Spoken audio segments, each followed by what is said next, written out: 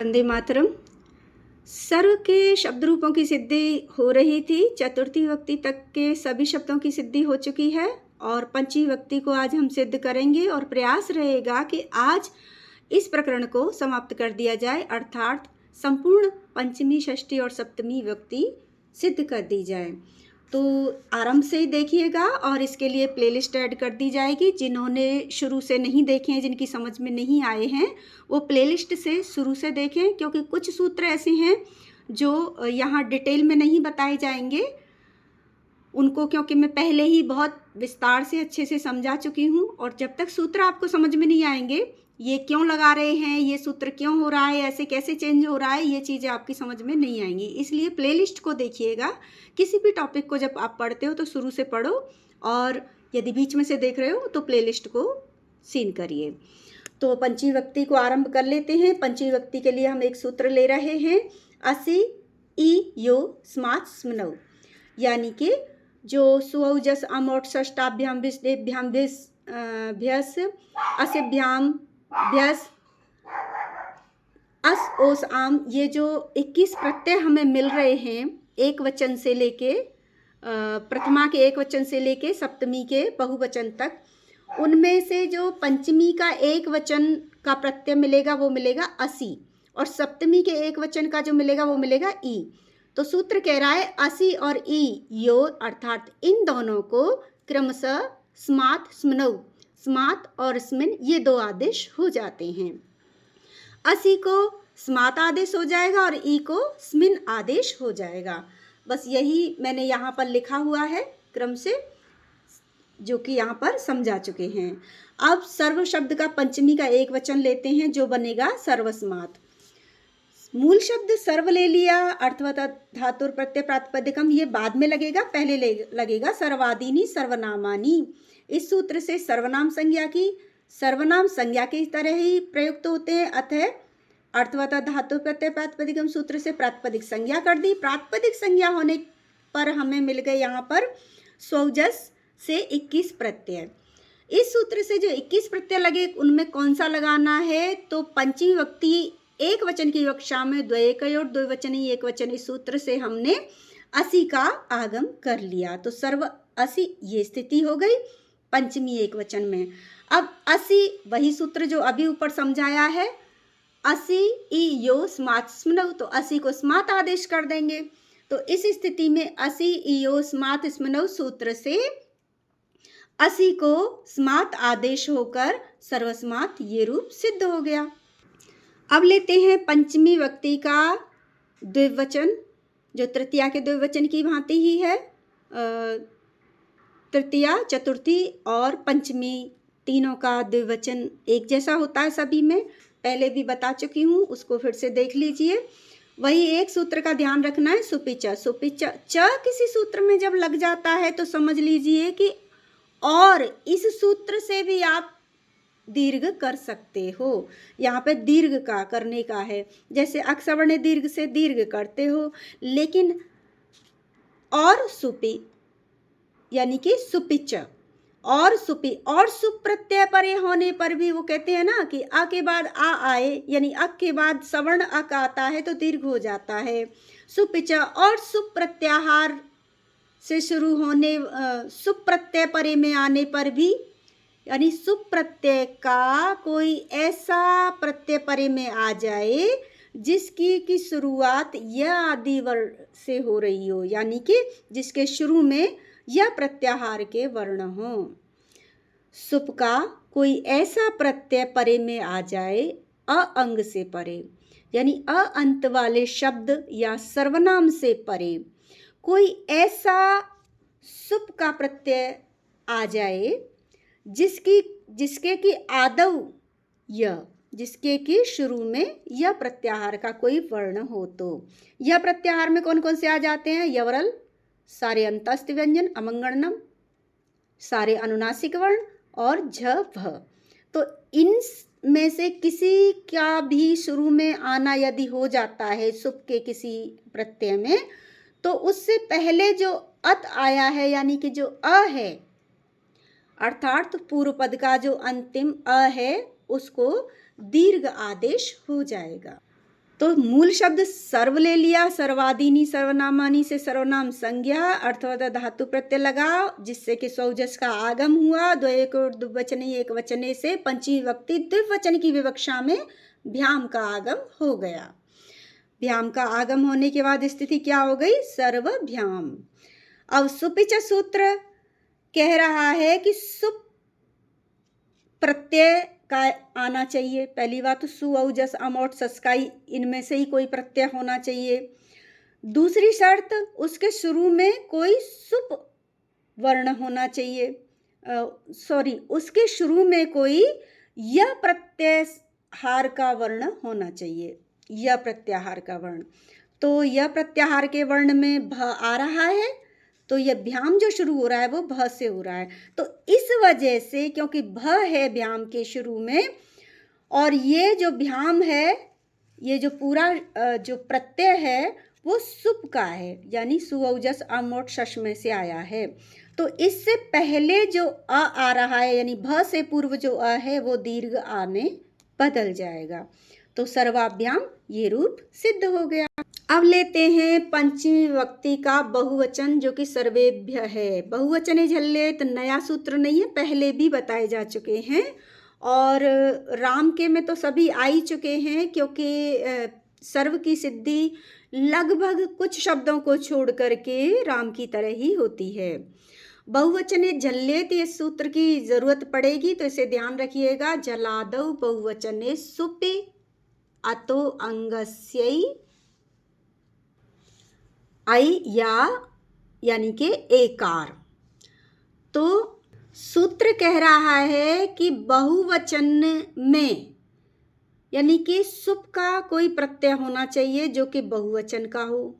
बहुवचन का कोई ऐसा सुप प्रत्यय हो जिसके कि शुरू में आदौ यानी कि शुरू में, मैं अभी संस्कृत में समझाने का प्रयास कर रही हूँ क्योंकि वो अच्छे से और जल्दी और संक्षिप्त में याद हो जाता है। जलादौ बहुवचने सुपे अतो अंगस्यैकारः, अर्थात सुप्रत्याहार का बहुवचन का कोई ऐसा प्रत्यय परे में आ जाए जिसके कि आदौ अर्थात शुरू में झल प्रत्याहार का कोई वर्ण हो, तो अ को यानी अंतिम अ को एकार आदेश यानी ए आदेश हो जाता है।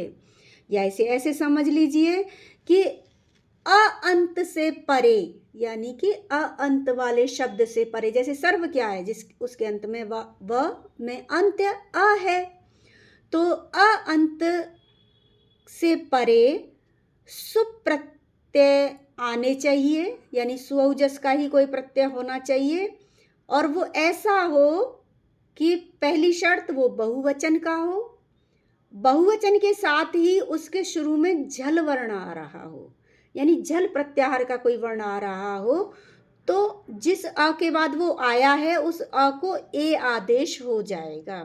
तो ये सूत्र अ को ए में बदलने के लिए है। जलादौ बहुवचने सुपे यानी बहुवचने झल्लेत, इसको यहीं पे समझ लो इस तरह से कि बहुवचन में झल से आरंभ होने वाला कोई सुप परे में आ जाए तो अंतिम यानी कि शब्द के, जैसे कि सर्व है, के अंतिम अ को ए आदेश हो जाता है। और झल वर्णों में क्या क्या आ जाते हैं? जब गड़ जब गड़ द, ऐसे याद रखने की जरूरत नहीं है। यहाँ से देख लीजिए, श्वास से बोले जाने वाला कोई वर्ण हो, किसी भी वर्ग का पहला, दूसरा, तीसरा, चौथा, या ऐसे भी कह सकते हैं कि अनुनासिक वर्णों को और स्वरों को छोड़ दो, अनुनासिक अमंगण्डम और किसी भी स्वर को छोड़ के यदि कोई भी वर्ण आ जाता है सुप्रत्याहार के किसी सुप्रत्यय के किसी प्रत्यय के शुरू में, सुप्रत्यय के शुरू में यदि नाक से बोले जाने वाला और वर्ण और कोई स्वर न हो तो फिर उससे पूर्व आए हुए आ को सर्व के जो आ है उसे ए में बदल देते हैं। शुरू करते हैं। मूल शब्द लिया सर्व, सर्वादीनी सर्वनामानी से सर्वनाम संज्ञा अर्थवर्त धातु वही चीजें लगेंगी, स्वौजस आ गया, और बहुषु बहुवचनम सूत्र से पंचमी बहुवचन में भ्यस का आगम कर लिया, स्थिति हो गई सर्वभ्यस।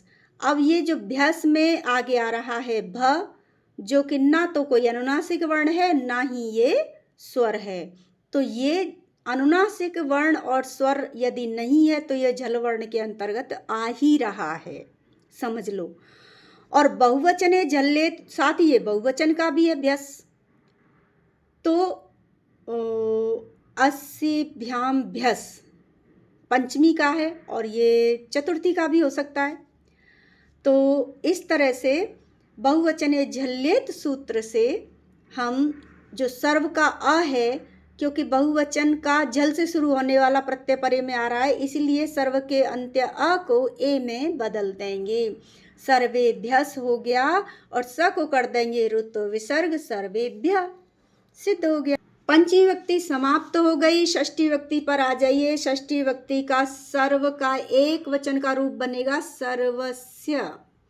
सर्वस्य रामस्य की तरह ही बनेगा। मूल शब्द सर्व लिया और सर्वादीनी सर्वनामानी से सर्वनाम संज्ञा की, अर्थवत धातु प्रत्यय प्रातिपदिक से प्रातिपदिक होने के बाद सौजस का आगम हो गया। 21 प्रत्यय मिले तो 21 में से द्वय कई और द्विवचनी एक वचनी, क्योंकि एक वचन का बना रहे हैं। तो इस सूत्र से षष्ठी व्यक्ति एक वचन की विवक्षा में अस का आगम कर लिया, सर्व अस हो गया। और टा असी असाम इन आस्या सूत्र लगेगा और इस सूत्र से अब हम कर देंगे, जबकि सर्वनाम में तो असी के स्थान पर आत नहीं हो रहा था, वो केवल संज्ञा में होता है, लेकिन अस के स्थान पर स्य हो जाएगा सर्वनाम में भी, राम की ही भांति। तो टा असी असाम इन आस्या, यानी कि टा के स्थान पर इन, असी के स्थान पे आत, जो कि केवल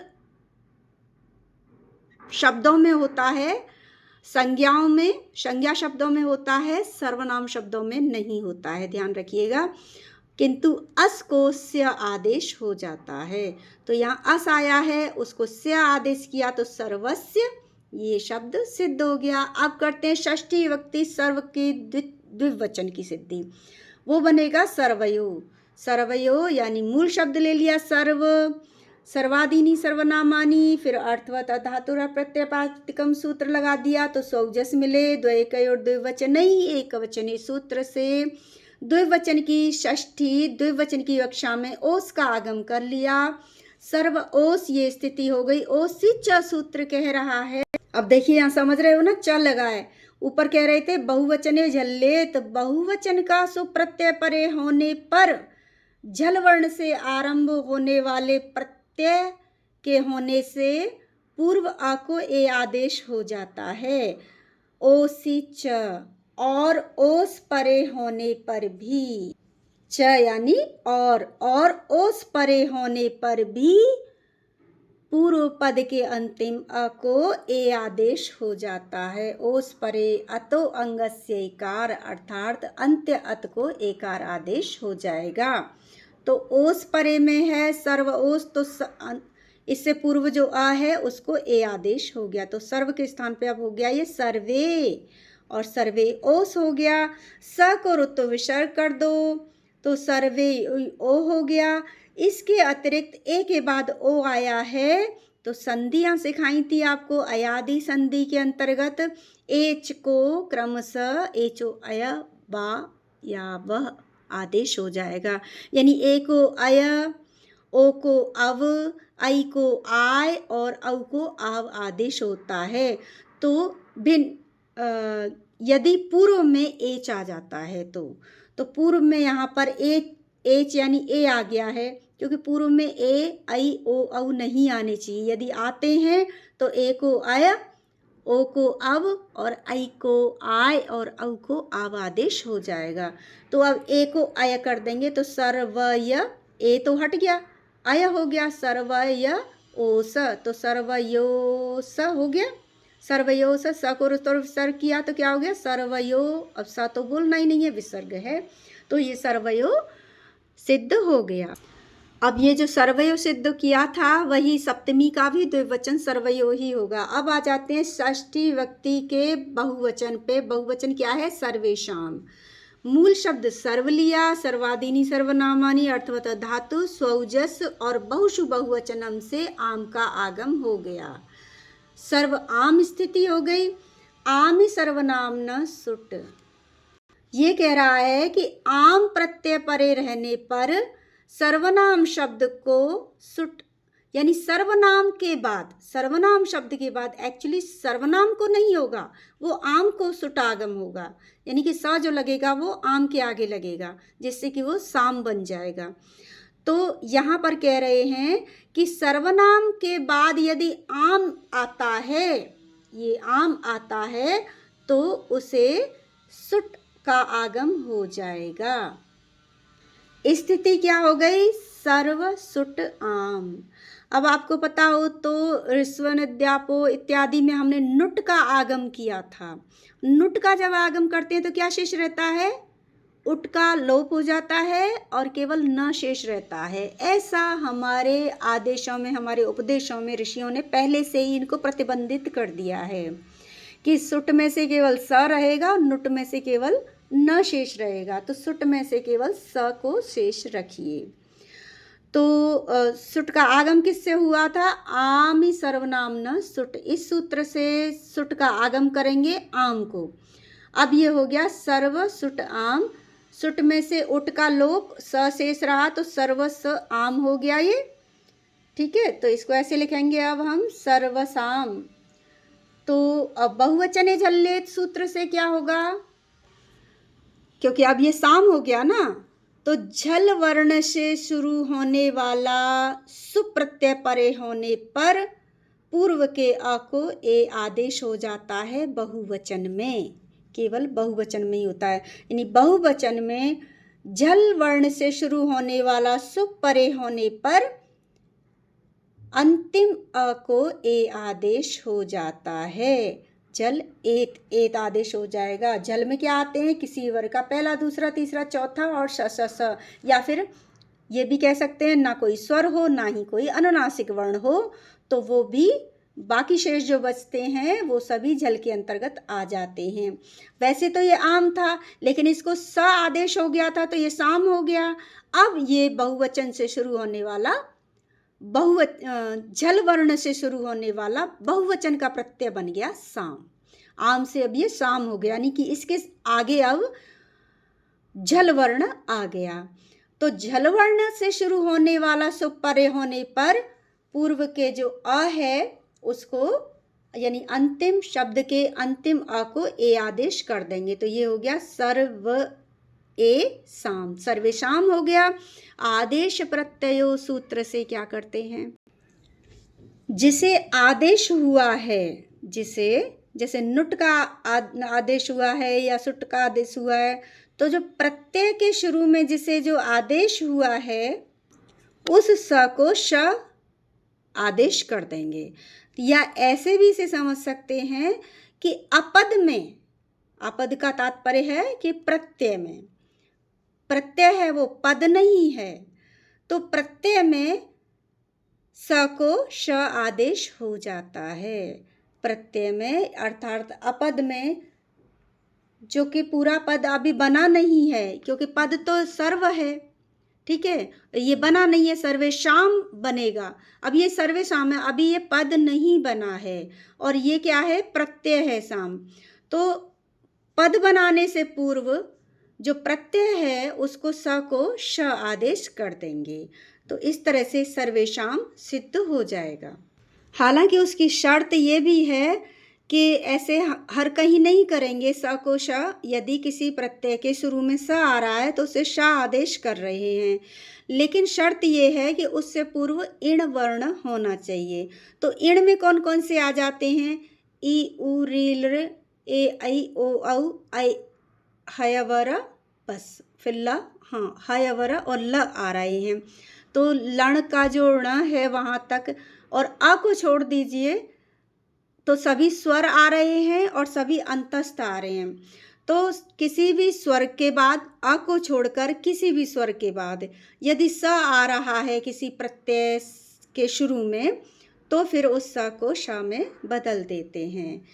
सीधा सा अर्थ है कि अ के अतिरिक्त किसी भी स्वर के बाद या किसी अंतस्थ व्यंजन के बाद प्रत्यय के शुरू आए हुए प्रत्यय के किसी स्वर के बाद अ को छोड़कर किसी स्वर या अंतस्थ व्यंजन के बाद प्रत्यय के शुरू में आए हुए स को श आदेश हो जाता है। तो यहाँ पर सर्वेशाम ये शब्द सिद्ध हो गया। अब सप्तमी का एक वचन लेते हैं। सप्तमी विभक्ति शुरू हो रही है सर्वस्मिन। सभी फॉर्मेलिटी जो थी अर्थवता धातु इत्यादि सर्वनामानी इत्यादि करने के बाद हमने ले लिया सप्तमी विभक्ति एक वचन में ई। और जिस तरह से पंचमी का एक वचन किया था इसी सूत्र से किया था असि ई यो स्मात् स्मिनौ। तो यहाँ पर असि को हमने स्मात् किया था और ई को कर देंगे स्मिन आदेश, और स्मिन आदेश करने के बाद सर्वस्मिन ये शब्द सिद्ध हो गया। अब आ जाते हैं षष्ठी की जो और सप्तमी की जो द्विवचन है वो तो एक जैसा ही है सर्वयो, तो अभी जो बताया है बिल्कुल उसी तरह से होगा। अब हम करते हैं सप्तमी का बहुवचन। सप्तमी का बहुवचन सर्वेषु। सर्व मूल शब्द लिया, सर्वादीनी सर्वनामानी अर्थवत धातु प्रत्यय स्वौजस। सप्तमी बहुवचन में सुप का आगम हो गया, सर्वसुप हो गया। बहुवचने झल्लेत सूत्र से वही पूर्व में आए हुए आ को ए आदेश कर देंगे, क्योंकि स झल वर्ण में आता है। तो प्रत्ययों में से यानी सुप में से कोई झल वर्ण से शुरू होने वाला प्रत्यय यदि बाद में आ जाता है तो पूर्व में आए हुए शब्द के अंतिम आ को ए में बदल देते हैं। तो ये सर्वे सुप हो गया। सर्वे सुप होने के बाद प जो है वो क्या है, हलंत्यम है, अंतिम हल है। तो प का कर देंगे लोप, यहाँ हलंत लगना चाहिए इस तरह से। तो प का लोप कर देंगे, बचा सर्वे सु आदेश प्रत्ययो। अभी बताया था इस सूत्र के बारे में कि प्रत्यय के शुरू में आए हुए स को सुप प्रत्ययों में से प्रत्यय के शुरू में आए हुए स को मूर्धन्य श आदेश हो जाता है। किस स्थिति में? उस स्थिति में यदि उस स से पूर्व इण प्रत्याहार का कोई वर्ण हो, यानी कि अ को छोड़ के कोई और स्वर होना चाहिए या फिर हयवर यानी कि अंतस्थ वर्ण होने चाहिए। तो यहाँ पे ए आ रहा है जो कि इण वर्ण का है, अतः इसी वजह से प्रत्यय के शुरू का जो स है, वैसे यहाँ स ही बचा है, पा का तो अंत हो ही गया है हलंत्यम से, क्योंकि वो तो अंतिम हल था। तो यहाँ पर अब स को हम मूर्धन्य श कर देंगे और सर्वेषु ये सिद्ध हो गया। तो अभी ये मेरे सर्व के सभी शब्द रूपों की सिद्धि सभी विभक्तियों की करा दी है। फिर भी यदि कहीं पे कोई असमंजस हो रहा हो, डाउट हो, समझ में नहीं आ रहा हो, या ठीक से दोबारा से पर्टिकुलर किसी एक शब्द को ही आपको समझना है फिर से, तो मैं कमेंट में बताइए, मैं उसे करते हुए या बोर्ड पर भी बता सकती हूँ। क्रमशः देखने के लिए जुड़े रहिए। धन्यवाद। चैनल को सब्सक्राइब कर लें यदि पहली बार देख रहे हैं तो इसके अतिरिक्त आपको जो भी टॉपिक चाहिए पढ़ने को तो आप कमेंट बॉक्स में बता सकते हैं। मैं उसकी सिद्धि व्याकरण का हो या कोई साहित्यिक हो, कोई भी आप बता सकते हैं, सुझाव दीजिए। धन्यवाद।